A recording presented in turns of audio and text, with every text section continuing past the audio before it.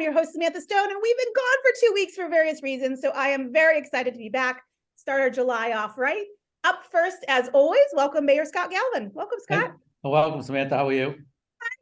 Good. I was telling someone before we taped, this is my tired time of the day, but I rally because I love being able to catch up on what's going on. And when we're done, I will go back in my armchair and do nothing for the rest of the night. Oh, you deserve it. That's good. Yeah. Yeah, I know, it's great. So tomorrow's big, nice, fun holiday. You got any special plans for the 4th? No, hopefully the weather cooperates. We've had some, off and on weather, but right now it's beautiful out. I mean, the day was cloudy all day. Now it's beautiful. So hopefully carries on into the 4th. I know there's a road race tomorrow. Awesome. The annual 4th of July Feeney 5 that starts at 9, which is very early, but it should be out there tomorrow. And then after that, we'll just do some poolside grilling and relax. I like relaxing. I'm going to go to a friend's pool for a little bit as well. Probably not for long because I'm not supposed to be at the sun, but at least get a little bit in there before the rain hits. So yeah, that'll be nice. Yeah. So I just had a few updates for last time we spoke. So I wanted to let you know that I know there's a new economic development website. Casey's coming on towards the end of July. So we'll go into detail and she'll step everybody through that. But I wanted to congratulate the city on getting that live. That's a great milestone. Yeah, it's going pretty well. Casey's getting her footing, and she's had a couple of good outreach sessions. One we just recently completed on the New Boston Street Bridge. Nice. Which was good to get some of the businesses up there, some more information on what's going on. And, I think that's a great start. So we're awesome. I also saw the very good news that due to a grant that had been a safety grant, I think from Cummings Foundation, correct me if I'm wrong, we were able to get a dock at Horn Pond for an emergency boat vehicle. That's awesome. Right. There was some excess funding available under a Cummings grant, and the chief spoke to Cummings and they were good with it. Yeah, that's really fantastic. That's great news. I love when things like that happen. So yeah. Very, very good. I have seen a couple people sent notes and are asking questions about that. Just to be really clear, that dock is for use for emergency vehicle rescue. It is not for pleasure. It is not for people to think they have motorized boats now on the pond and things. That's right. Correct? Just wanted to confirm it's strictly that. Right. It's strictly for emergency use. Yeah, excellent. Perfect. So I know there's a ton going on with Woburn Rec. If people haven't checked it out, we've got sort of kayak rentals are live. There's the pools are open. There's movie nights have started. The Woburn Rec is really busy right now, right? Yeah, they get a busy schedule, and it goes for about 6 weeks, and they're on the go, and there's great activities and opportunities for parents to get their children out. Whether it's sporting activities or using the pools and the splash park over at Horn Pond. There's just a lot of good things going on. Like you mentioned, movie night, and they definitely earn their money during the summertime. They do a great job. Keeps them hopping. And I think they were still looking for some lifeguards. So if people do have interest in that, definitely I would reach out to Woburn Rec and apply and see if that's true. Yeah. Open. Good. Awesome. Those are the things I wanted to touch base about. Anything on your side you want to catch us up on? No, I'm trying to remember. We've got some different grant opportunities. We announced our street paving, to the city council last week. They accepted the Chapter 90 allocation that we get every year, and we've added an additional amount of money to that to expand our contract to about 1.9 million that we're hoping to get done between now and September. So they'll be busy. The DPW will be busy supervising the contractor on that. We have some water work going out as well to reline some of our aging pipes. So that's in the process of it has been awarded actually to one of the contractors that's Great. Done the work. They usually tend to be the lower bidder, so we're happy to have them back. We did talk about PFAS, that I don't know how detailed we got, because we've been off for a couple of weeks, but it would be good to get back on the program with our designer. That's Carol Rigo from CDM, and also we have a project manager for Weston and Sampson. So we'd like to get back on. When you fit some time in July to update the residents. I know we had a good presentation at the city council. Sometimes those meetings aren't quite as attended as usual during this later part of the summer. So it's good to get. Happy to have Carol on, give people an update. She did a really great job explaining, in general where we were a few weeks ago, and actually a couple months ago, probably. So it's a great time to touch base. So we're at that point now where we've got, we have the SRF grant funding, which is a great opportunity for the city. And it was, we were in a very competitive pool. So we're happy to announce that we had obtained that grant funding, and we continue to test, Samantha, and our results are under the DEP's requirements. So we're doing well on that end, and we're putting our results regularly on the website. But it's always good on your program to get another venue to get information out to the public. So I'd like to, maybe middle of July, we could do that. It'd be awesome. You bet. I'll reach out. I'll coordinate with Lauren and Carol. We'll get her on. I think that would be, it's an important part of our infrastructure. Yeah. So it's great to keep people connected. That's awesome. Well, have a great 4th, Scott. Next up, we're going to talk to one of the owners of Studio Cafe about a fun new event series they're running. Welcome, Danielle. Hi, thanks for having me. I'm so glad you're here. First of all, I want to give you a shout out. During the gun violence awareness proclamation event, you guys had the most tasty orange cookies. And I consider myself a cookie connoisseur. I love all the baked goods. Everything you do is great, but wanted to thank you for doing that. They were really good. They sold out fast, I think. They sold out way too fast. We were totally unprepared, but next year. That's right. Next year will be more. And I'm sure that people bought other wonderful things when they went in for the cookies. So that's awesome. But you also, the reason you're coming on is during the summer, I want to sort of feature some of the cool things that are happening in our city in different ways to enjoy summer and have some fun while we're beating the heat. And one of the things, you guys have launched a new After Dark series. I'm excited. Tell us how that got started. Well, we always planned on doing evening things, but we opened during COVID, as you know, and that kind of had to be put on hold for a long while. So finally, 2 of our employees, Brooke and Kaio, they decided that it'd be great if we can get a 1-day liquor license to do some espresso martinis. They really wanted to do these espresso martinis. So we kind of built a whole thing around this drink, and came up with some food, and we had some awesome music. One of our other employees, team members, Anne, sang and played the piano. So we're hoping to do more. We do have another one on July 21st. Awesome. Well, I love it because really the Studio Cafe has become a real community hub. Every time I walk in there, I see people meeting, and lots of even our local leaders will just stay and have sort of open houses. And it's just, you've done such a beautiful job making it a welcome, creative community, and the art on the wall and everything. So it's great to have a fun night. You said the 21st is the next one. What time do you guys kick those off? 7. Great. Yeah, they're usually 7 to 11. Perfect. And then do you have to like get up the next morning or, and do all the baking? You guys are super pros. Yeah, honestly, we didn't even go to sleep on last Friday because we had to do all of the prep for Saturday morning. So that's okay. We're a little too old for this, but but it's fun. That's awesome. Well, I hope to see lots of people there. I hope this is the beginning of a lot of series. It sounds super fun. Will it be similar drinks and music as last time, or will we be doing anything different? We'll have a different menu. We'll always have the espresso martini. That'll be our signature drink. But we're already coming up with a bunch of new stuff. So, and having. Well, you'll be needing to drink those espresso martinis to make it through the next day after. I think so. That's awesome. Thank you, Danielle, for joining us. I hope lots of people get a chance to check it out. It sounds really fun. New way to experience summer in the city. Thank you so much for having me. Excellent. Well, next up, we're going to switch gears. We can't talk about drinking. Sorry. We're going to be talking about the library, but awesome, really family fun ways to beat the heat in different ways. First up, Erin with the teen library. Welcome for joining us. Thank you for having me, Samantha.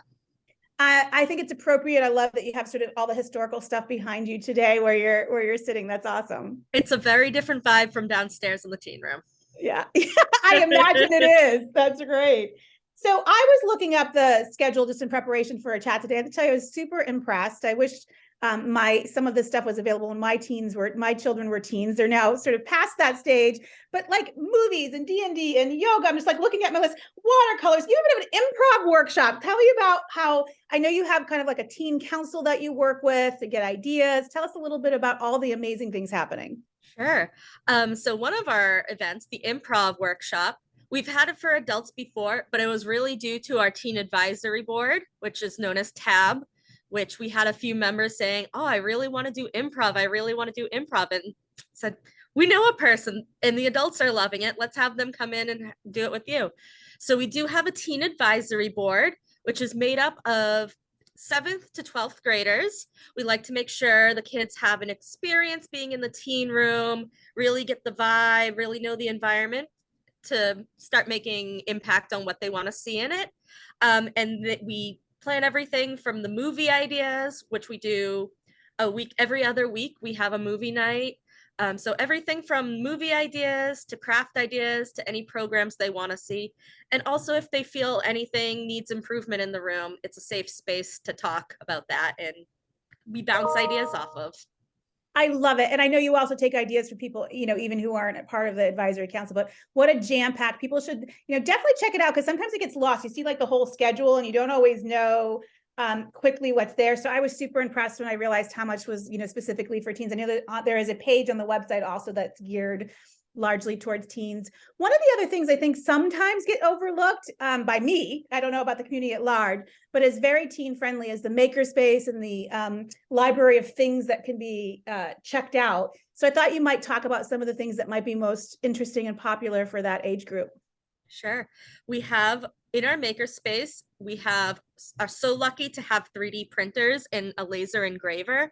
One of my favorite things is the 3D printer, and it can do everything from make practical things like you need a hook for a shower curtain or a hook somewhere in your house, to impractical as we print a lot of little Pokemon figurines in there. So it's really capable of everything. It's also free sourced. So what I mean is online, people share their ideas through websites. They create things and say, anyone can use these. And I encourage the kids to go on, search anything they're interested in, Pokemon, Mario, all sorts of things. And they'll find a design that someone out of the goodness of their heart created and wanted to share. And what a fun thing for people getting ready to go off to college in their dorm rooms, if they want to custom hooks or things for their desk or things. That's a great opportunity. Absolutely. Pen holders. I don't know about you, but I needed bed risers. You could probably print those on a 3D printer. I wouldn't have thought of that, but that's brilliant. I definitely needed the extra storage, anything that you can shove anywhere in a dorm room. Mm-hmm. And sometimes you don't run bedrooms at home.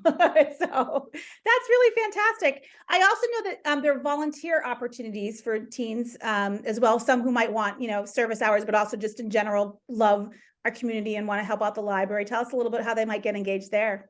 Absolutely. So one of the things I mentioned is our teen advisory board. Since you're giving back to the community, we do offer service hours for that to come to the monthly advisory board.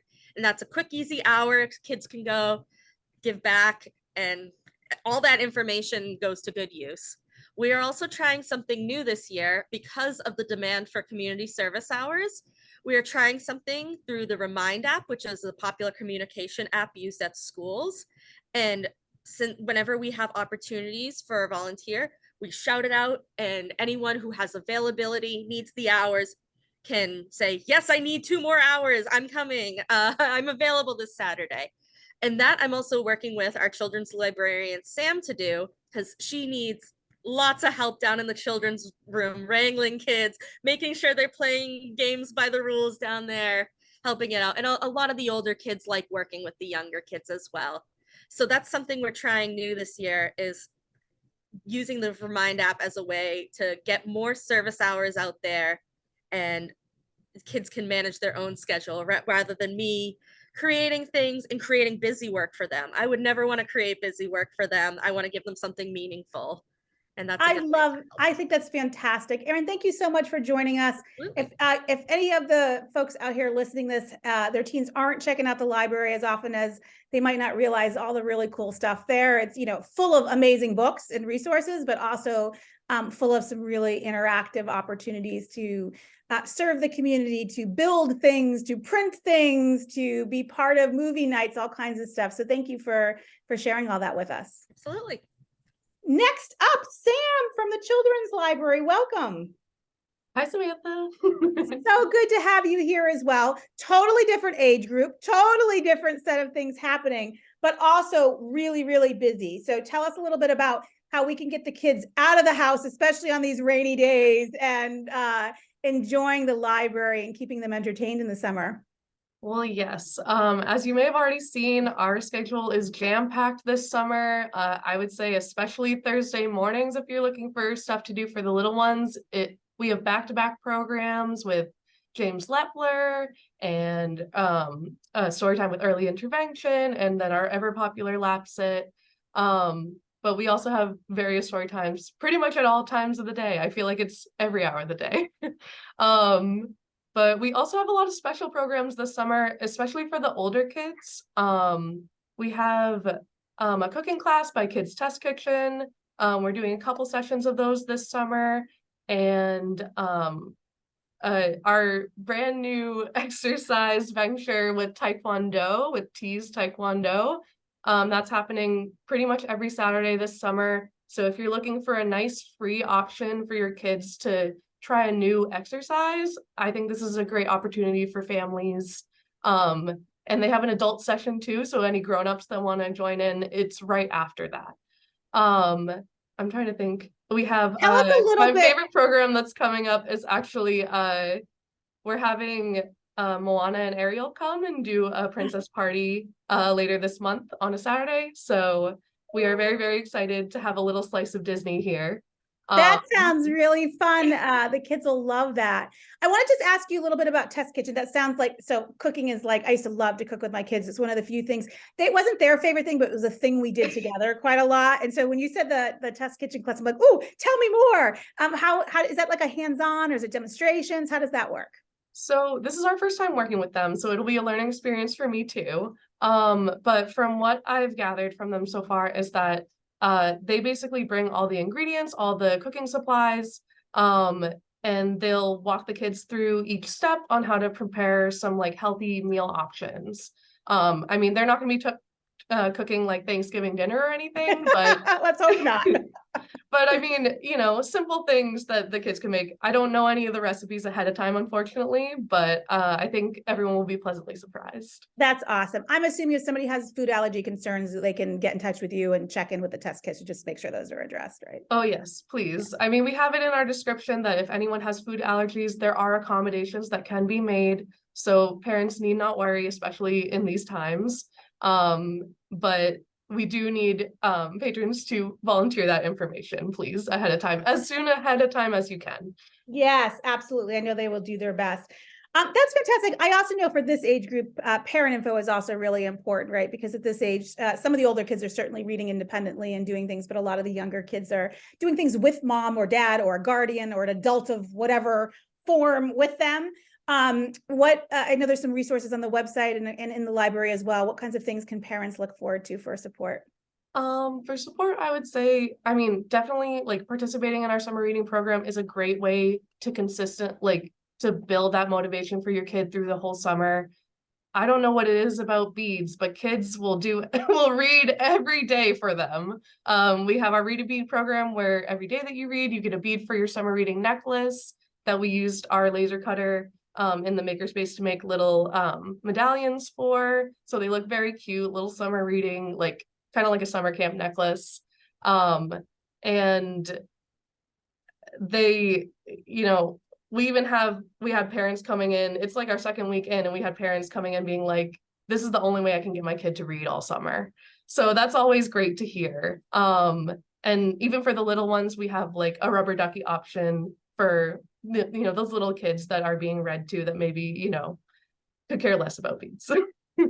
Or you don't want them too little for beads, or right? Don't want them. Yeah. But as for our online resources, we have Hoopla, we have Libby. These are both online options that you can access through our website or by coming into the library, and we can help you set that up. Options for ebooks, audiobooks, for all the families that are hopefully going to be going on lovely vacations this summer, even if it's just a day trip, you can read wherever you go. I love that. You know, I'll tell you, Sam, you might appreciate this. So I was cleaning out what I call my hoarder's closet. It's the place where all things go to die. Like I have like 18 years of craft projects that never got started in there. And I feel like we all have one. right. My husband infinitely makes fun of me, but I watched too many episodes of Hoarders on Netflix recently, and I decided I'm going to at least attempt to do a multi-take tackle. So the reason I mentioned this, I promise there's a reason that's relevant, is somehow my now 24-year-old library card from when they were little had gotten in that closet, and I found it, and it had their very messy little signature that they had to sign. And they don't live in the state anymore, you know, but it just like, oh, be still my heart. And I was like, it was perfect timing because I knew I'd be talking with you today. So it was really fun little memory that popped up. Oh, that's so sweet. I don't even have my first library card, so credit to you. Well, it was in the bottom of a random closet. So I wish I could say that I had formed like, you know, a really good plan for it, but I'm so happy that I found it. Thank you so much for all the things that are happening at the library. I really encourage people to check it out. It's an amazing, we have not only a beautiful space, but we have a really functional space that has something for everyone. Just so many different things that are happening. Thank you for reminding us about the resources available. Thank you for having me. And Woburn, as always, please continue to take good care of each other.